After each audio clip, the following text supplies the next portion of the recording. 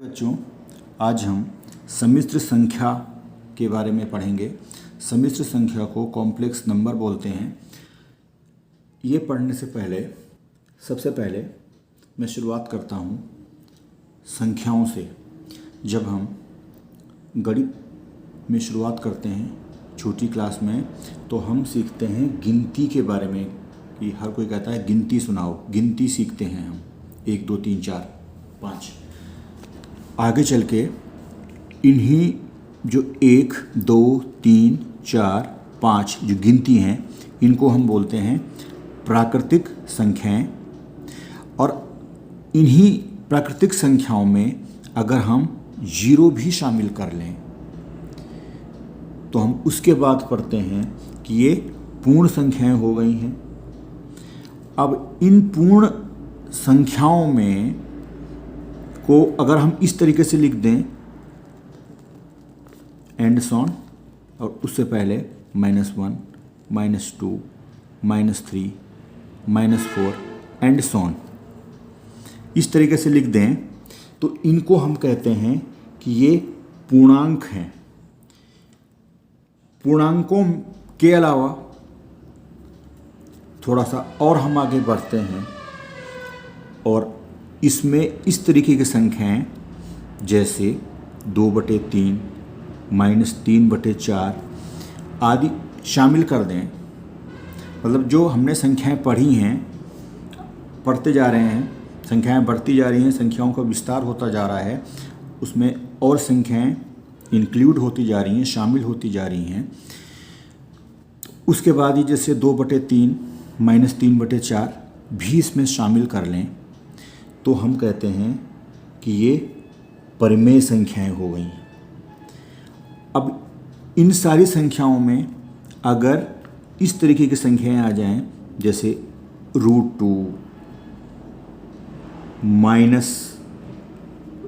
-√3 या पाई, तो हम कहते हैं कि ये वास्तविक संख्याएं हैं। तो हमने वास्तविक संख्याओं तक की संख्याएं पढ़ी हैं।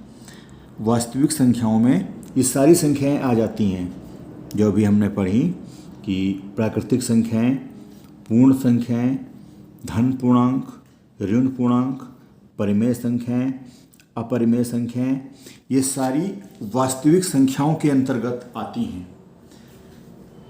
अब हम आगे चल के इन वास्तविक संख्याओं से भी ऊपर संख्याएं पढ़ेंगे और जिनको हम बोलते हैं सम्मिश्र संख्या या सम्मिश्र संख्याएं। तो अब देखिए ये सम्मिश्र संख्याएं होती क्या हैं। इसके लिए ये ले लेंगे, यदि, यहाँ ध्यान से समझना है आपको, यदि x और y वास्तविक संख्याएं हैं। अभी मैंने बताया वास्तविक संख्याओं के बारे में। वास्तविक संख्याएं हैं तब हम एक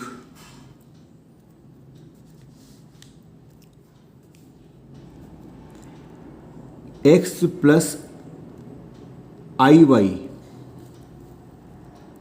टाइप की या इसके रूप की एक संख्या बना सकते हैं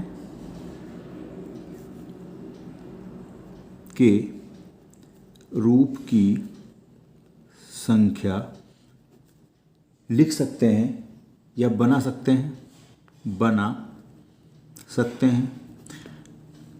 कहने का मतलब ये है कि x और y दो वास्तविक संख्याएं हैं। ये हमने ले ली इन संख्याओं को और इसको इस तरीके से लिख दिया, x + iy। अब जो ये x + iy रूप की संख्या बनी है, यही सम्मिश्र संख्या कहलाएगी। क्या लिखेंगे कि x + iy के रूप की एक संख्या जहां x और y वास्तविक संख्याएं हैं, सम्मिश्र संख्या कहलाती है, जिसे हम z से प्रदर्शित करते हैं। बहुत इंपॉर्टेंट बात है। मैंने बताया कि ये x और y दो वास्तविक संख्याएं लेकर के जो ये संख्या बनी x प्लस आई वाई, और ये z के द्वारा प्रदर्शित की जाती है और ये बन गई सम्मिश्र संख्या। अब इसमें देखिए सम्मिश्र संख्या तो ये बन गई। उदाहरण जैसे एग्जाम्पल है, ये तो इसका व्यापक रूप है z बराबर x प्लस आई वाई। जैसे एग्जाम्पल कोई पूछे कि सम्मिश्र संख्या का उदाहरण बताओ, तो आप ऐसे लिख सकते हैं -2 प्लस 3i। इसमें देखो -2 और 3 ये दोनों वास्तविक संख्याएं हैं, इनको लेकर के हमने ये सम्मिश्र संख्या बना दी। इसी तरीके से हम लिख सकते हैं 4 प्लस 5i, या हम लिख सकते हैं 2 माइनस आई। तो ये उदाहरण हो गए सम्मिश्र संख्याओं के। इसके बाद फिर से हम इसी पे आते हैं, z बराबर x प्लस आई वाई के लिए। बहुत इंपॉर्टेंट बताने जा रहा हूं, महत्वपूर्ण बात है ये। z बराबर x प्लस आई वाई के लिए z का वास्तविक भाग, z का वास्तविक भाग ये होता है x, और z का काल्पनिक भाग ये होता है y। समझ गए होंगे। इसमें जो ये x है वो वास्तविक भाग हो जाएगा इस z का, और y इस z का काल्पनिक भाग हो जाएगा।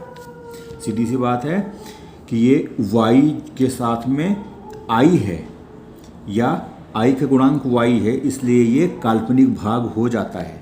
जैसे -2 प्लस 3i में वास्तविक भाग -2 हो जाएगा और काल्पनिक भाग 3 हो जाएगा। इसी तरीके से जो ये एग्जाम्पल है 4 प्लस 5i, इसमें इस सम्मिश्र संख्या का वास्तविक भाग 4 हो जाएगा और काल्पनिक भाग 5 हो जाएगा। इसी तरीके से जो ये तीसरा उदाहरण लिया था 2 माइनस आई, इस सम्मिश्र संख्या में वास्तविक भाग 2 हो जाएगा और काल्पनिक भाग -1 हो जाएगा। ये ध्यान रखना है। अब देखिए, जैसे हमने लिखा है z का वास्तविक भाग बराबर x, इसको अगर इंग्लिश में लिखना चाहते हैं तो कैसे लिखेंगे? शॉर्ट में रियल पार्ट ऑफ z, इस तरीके से लिख देंगे। कैपिटल R लिखा फिर E लिखा, क्योंकि वास्तविक को हम रियल बोलते हैं इंग्लिश में, तो इसी वजह से z का वास्तविक भाग लिखो। और अगर ये ना लिखना चाहो, थोड़ा सा बड़ा है, तो इसकी जगह पे ये लिख लो रियल पार्ट ऑफ z, मतलब इस तरीके से। और इसी तरीके से z का काल्पनिक भाग बराबर y। और अगर ये नहीं लिखना है आपको तो आप लिख सकते हो इमेजिनरी पार्ट ऑफ z। ये i बनाया कैपिटल और स्मॉल में m बनाया, क्योंकि काल्पनिक को हम इमेजिनरी बोलते हैं। तो इस तरीके से ये हो गया इमेजिनरी पार्ट ऑफ z। यानी कि कहने का मतलब ये है कि इसकी जगह पे जो ये आपने लिखा है हिंदी में, इसकी जगह पे ये लिख सकते हो और इसकी जगह पे ये लिख सकते हो।